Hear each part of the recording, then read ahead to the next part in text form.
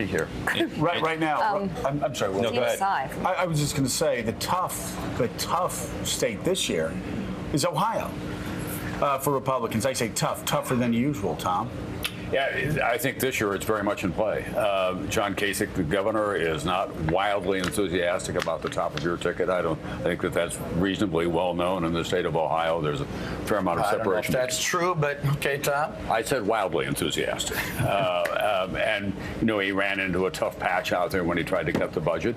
Things are coming back a little bit in Ohio. Democrats think that they've got a shot at it.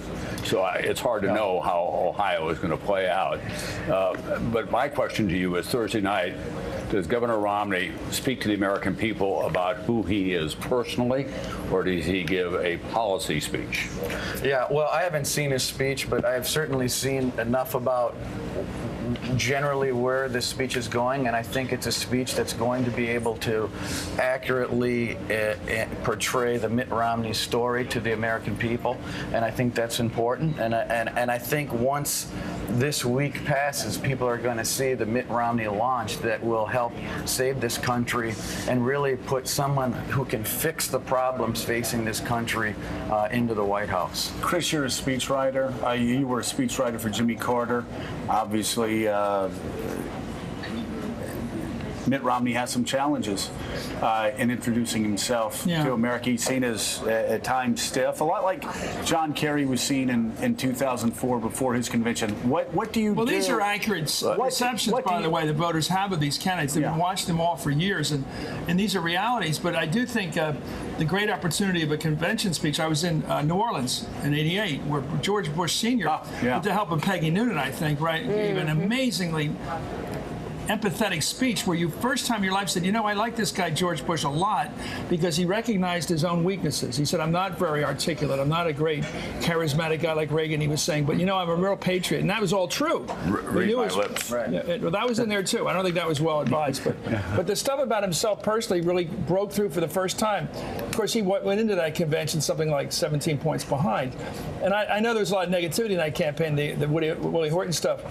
But I think if he comes off as a mensch, as a person, and he hasn't done that yet. If I were writing a speech, that's what I would do. I think the real issue for him is not to look into the camera and say, I'm the Orkin man. Call me, and I'll be there. Well, by the way, your guy, I have to call you on this, Mr. Chairman. Yes. You've been suggesting that somehow Obama's been running a negative campaign, and your guy's been running a positive campaign. That's not accurate.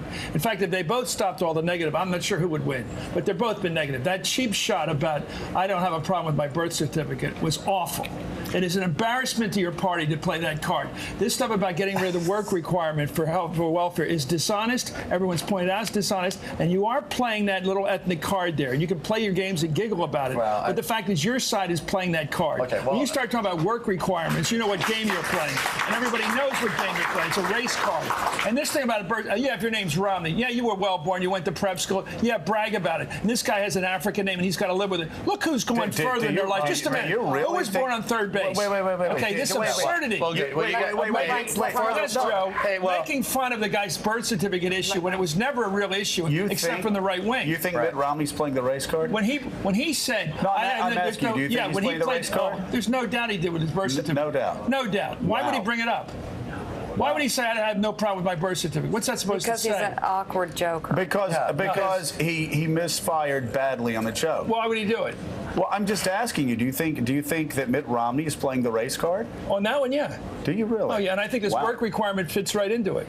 That's the race card too, huh? Of course it is. Welfare, food stamps. Well, I'm happy, Chris. Absolutely. I'm happy. You can chuckle about now let him respond, Mr. Chairman, because you have to flack this issue. No. The fact is, you know what's going on. Okay, no. You have to let him respond. Well, you got your monologue in, so it's congratulations. You're loaded up. You got it out. Well, from the beginning this morning began the negativity on Obama. The fact of the matter is that he's from Michigan. He was born in Michigan. Yeah. He's making the point that I was born in Michigan. And you know what? We've gotten to a place in politics that any moment of levity is totally frowned upon by guys like you, just so that you can, push your brand. You know what? Good for you. It's a moment of levity. Everybody gets it. Barack Obama came out at the correspondents' dinner with his own joke, as you remember a couple years ago, playing the Hulk Hogan song, "I'm a Real American."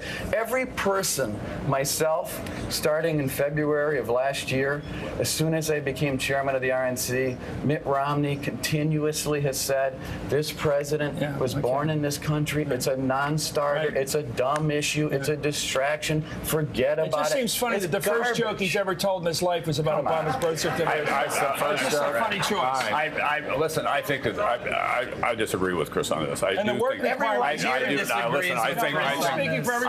think it was a demonstration of his awkward sense of humor. But I do think, in fairness, that all during the Republican debates and the primaries, that there was a lot of stuff aimed at the president that was not refuted by leaders of the party. I refuted it every single time.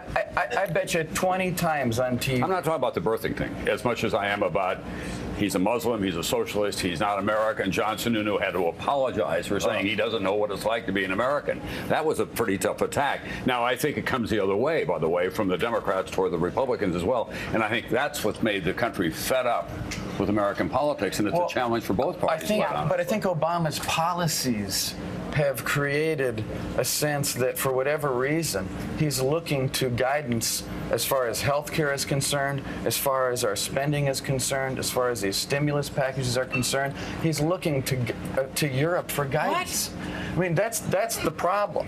We've got a government. This is insane. You mean the Keynesian fiscal policy is somehow so far out of control?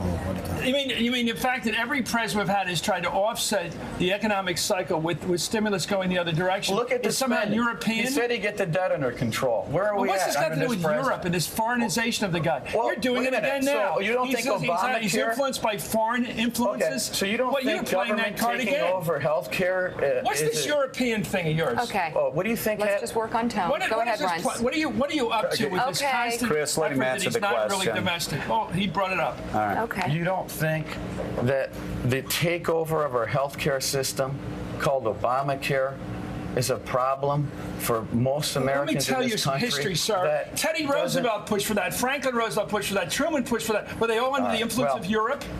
I'm not going to get into a shouting match with Chris, so you guys can move on. Because you're losing, that's why. No, I'm not losing. All right. I'm not going to sit here. Obama being a foreigner is the thing your party's been pushing. Sununu pushed it. Everybody pushes it in your party. Okay. All right. Birth certificate jokes. Garbage. It's your garbage.